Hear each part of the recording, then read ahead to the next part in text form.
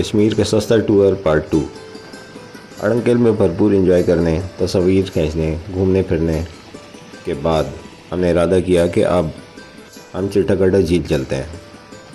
हालांकि मौसम इंतहाई ख़तरनाक हो चुका था, नवंबर शुरू होने में 2 या 3 रोज़ रह गए थे, लेकिन हमने हिम्मत ना हारी। केल पहुंचने के बाद दूसरी रोज़ चिट्टागड्डा झील के लिए रवानगी की तैयारी कर ली। आखिर सस्ता टूर भी तो करना था। मौसम इंतहाई ख़राब हो चुका था, हर तरफ बादल मंडरा रहे थे और इंतहाई मूसलाधार बारिश शुरू हो चुकी थी और पहाड़ों की चोटियों ने सफ़ेद टोपी ओढ़ ली थी। केल से जब हमने जीप बुक करवाई तो उस वक्त हमारा इरादा डुमेल पहुंचकर वहां से ट्रैक करके चिट्टागड्डा झील जाने का था। डुमेल पर जब हम पहुंचे तो ओले पड़ने शुरू हो गए। जीप में सेकंड सीट पर शहरियार बैठा हुआ था और पिछली सीट पर मैं, अज्जू भाई, जुनैद और उज़ैर बैठे हुए थे। शहरियार ने बिल्कुल आलिया भट्ट वाले अंदाज में पीछे मुड़कर कहा, मुझे घर जाना है। इंतहाई खौफनाक मौसम था, जीप का शीशा तक नीचे नहीं किया जा रहा था, ओले पड़ रहे थे। लेकिन हमारा ड्राइवर अमजद बहुत बड़े दिल का लड़का था, वो नहीं रुका। जब हम अपर डोमेन पहुँचे तो हल्की बारिश हो रही थी। शाम का वक्त था लेकिन अंधेरा छा चुका था। इस छोटे से होटल पर जाकर रुके जहाँ से हमने ट्रैकिंग स्टार्ट करनी थी। चिट्टागड्डा झील का पहाड़ आधे से ज़्यादा बादलों में छुप चुका था। हर तरफ इंतहाई खूब अंधेरा होने को था और मौसम इंतहाई खौफनाक था। शदीद धुंध और बादलों की वजह से हद निगाह भी कम हो चुकी थी।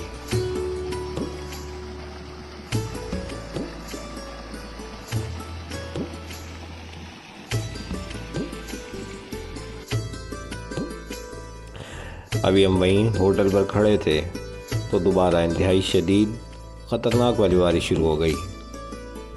2 सयाह चिट्टागड्डा से उसी दिन वापस आए थे। मैंने अंदर होटल से पूछा कि आखिरी बंदा कौन आया है चिट्टागड्डा से। वापस आए लड़कों ने कहा, यार इंतहाई ख़तरनाक मौसम है, आप ना जाएं तो बेहतर है। लेकिन मेरा और जुनैद का पुख्ता इरादा था कि चिट्टागड्डा लाजमी जाना है।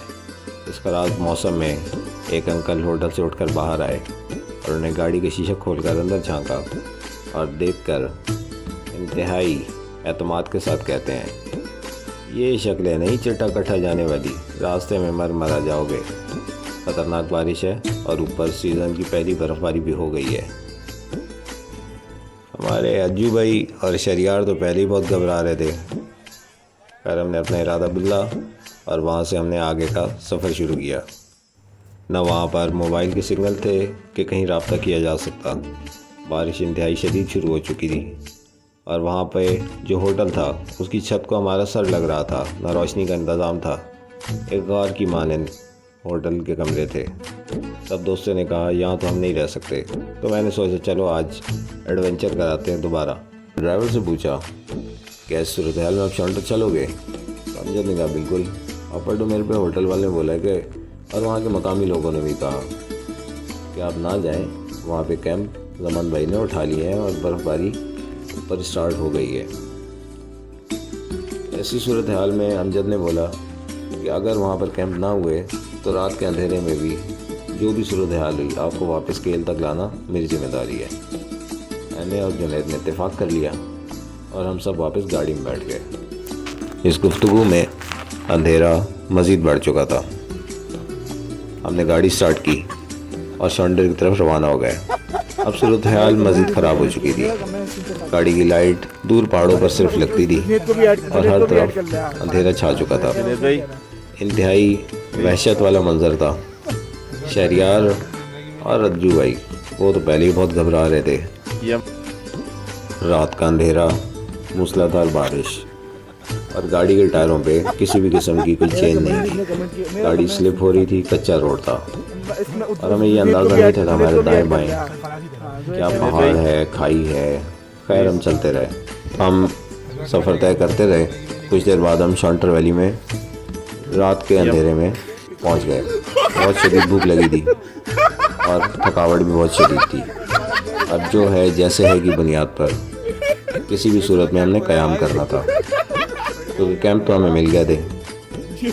चांदनी रात भी ना थी, यार की चूतरा बादल भी आए हुए थे, बर्फ लग रही है। इंतहाई अंधेरा को और मूसलाधार बारिश जारी। जाके जमान भाई से मिले, दुआ सलाम किया। अबे अबे यहाँ से जमान भाई कैंप खोल रहे थे क्योंकि रात में महकमा मौसमियात की रिपोर्ट के मुताबिक बर्फबारी मुतवक्के थी और वो वहाँ से अपना सामान बंद करके वापसी की तैयारी में थे। हमारे वहाँ पहुँचते ही जमान भाई मज़ीद परेशान हो गए और मुझे बोला कि यार रात में अगर बर्फबारी हो गई आप तो सुबह पैदल भी वापस जा सकते हैं, यही एडजस्ट है। मेरा सामान फंस जाएगा और गाड़ी भी फंस जाएगी, फिर हम क्या करेंगे। ये सुनकर शहरियार और रज्जू भाई मज़ीद परेशान हो गए और उनकी सोचों में बस यही आ रहा था मुझे घर जाना है। खैर मैंने कहा परेशान ना हो, अल्लाह आसानी करेगा, हम आराम करते हैं। हमने गाड़ी बिल्कुल कैंप के दरवाजे के साथ लगाई और बारिश से बचकर कैंप के अंदर घुस गए। दर्जा हरारत इंतहाई कम हो चुका था और सर्दी भी बहुत बढ़ चुकी थी। हम 6 लोग 4 रज़ाइयों के अंदर 2 मैट्रेस के ऊपर घुसे हुए थे। भूख बहुत शदीद लगी थी। जमान भाई को हमने खाने का कहा तो जमान भाई ने एक बेहतरीन सी कढ़ाई तैयार करना शुरू कर दी। थोड़ी देर बाद उज़ैर और शहरियार ने बोला कि यार बिस्तर गीला हो रहा है, तो जुनैद ने जवाब दिया यार सर्दी है, शायद आपको गलतफहमी हो गई होगी। मज़ीद थोड़ी देर बाद जुनैद को भी अपनी पैंट गीली महसूस हुई। जब मैट्रेस को दबाया तो मालूम हुआ कि कैंप लीक हो चुका है और तमाम मैट्रेस गीले हो चुके हैं, पानी से भर चुके हैं। वहाँ से जल्दी जल्दी सामान उठाया, अपना तमाम कंबल उठाए और दूसरे कैंप में चले गए। वहाँ पर हमने रात गुजारी। गर्म पानी का कोई इंतज़ाम न था। ठंडे पानी से वज़ू किया और नमाज़ पढ़ी। दीगर दोस्तों को अंदाज़ा न था कि कितनी खूबसूरत और ज़बरदस्त जगह पे उन्होंने रात का क़याम किया, क्योंकि अंधेरे में पहुँचे थे। बस पानी का शोर यहाँ सुनाई दे रहा था। बारिश मुसलसल जारी थी। अंदर से मैं भी घबरा रहा था कि अगर रात में बर्फ़बारी हो गई तो सुबह वापस कैसे जाएंगे। खैर रात को दीगर दोस्त सो गए, मैं जाग रहा था इशा की नमाज़ के बाद। तो हवाएं चलना शुरू हो गई। मैंने बाहर निकल के मौसम का जायज़ा लिया तो अंदाज़ा हुआ, कुछ हमने मौसमियात भी पढ़ी थी कि मौसम क्लियर हो गया, सुबह तक तो बर्फ़बारी नहीं होने वाली। मैं इंतहाई पुरसुकून होके सो गया।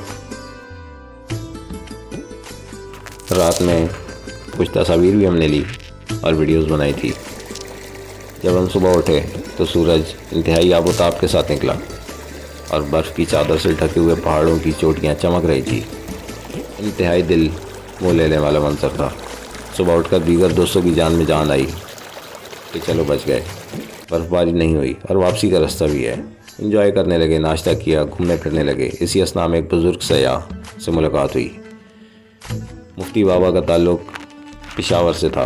एक खामोश सयाह जिसकी पहाड़ों से मोहब्बत उन्हें गुज़श्ता 40 बरस से मुल्क के कोने कोने में घुमा रही थी।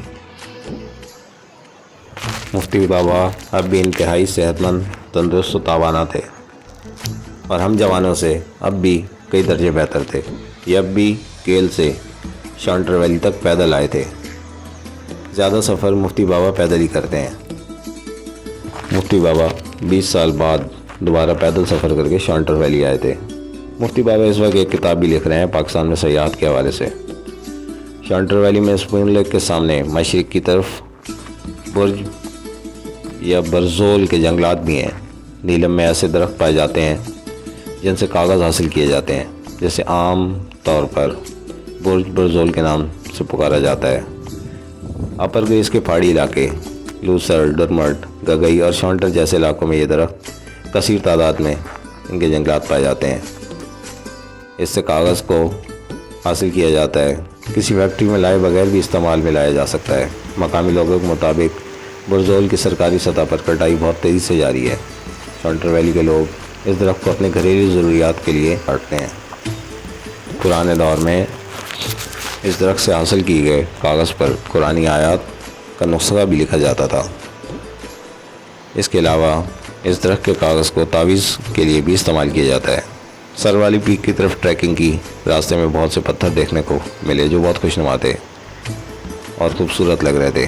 वापसी पे कैंप के मालिक चाचा शेर जमान से मालूम किया कि पत्थरों के बारे में, तो उन्होंने बताया कि यहाँ रूबी तो बहुत ज़्यादा पाया जाता है।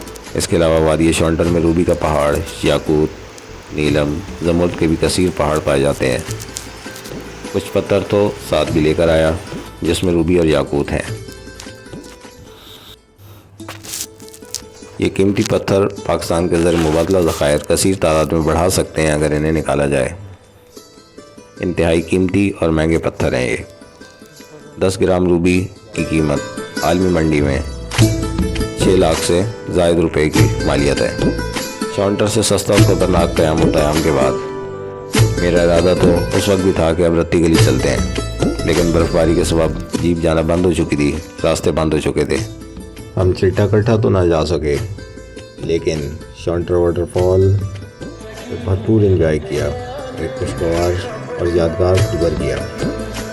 बहुत सी यादगार तस्वीर ली और बहुत सी मालूमात में इजाफा हुआ।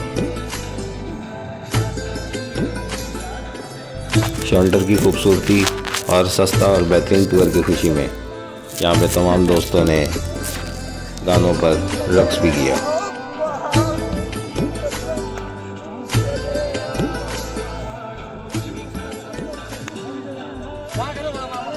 बहुत भरपूर इंजॉय करने के बाद हमने अपने सफ़र को इख्तिताम की तरफ शुरू किया। वापस केल आए, वहाँ से रावलपिंडी के लिए टिकट कराया और पिंडी आकर अपने टूर का इख्तिताम किया।